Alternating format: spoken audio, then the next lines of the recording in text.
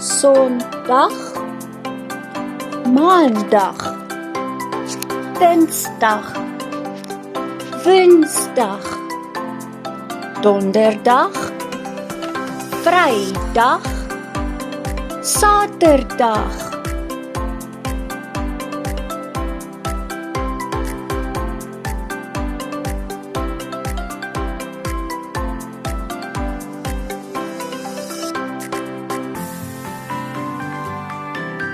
Sunday is Sondag.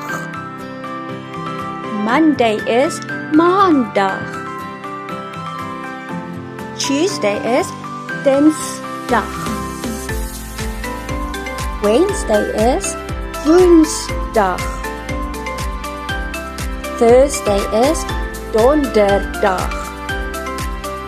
Friday is Vrydag. Saturday is Saterdag.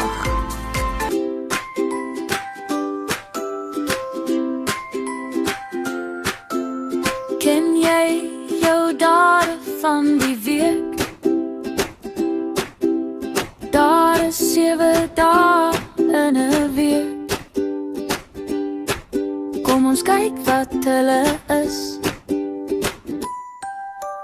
Sondag is dag 1 waar ons rus voor skool.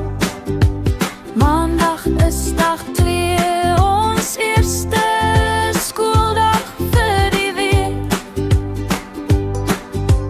Dinsdag is dag 3, Woensdag is dag 4. Ons is amper deur die week. Donderdag is dag 5, Vrydag is dag 6. Hoera, die skool is klaar. Saterdag is dag 7, is tyd vir pret. Nou begin Sondag weer.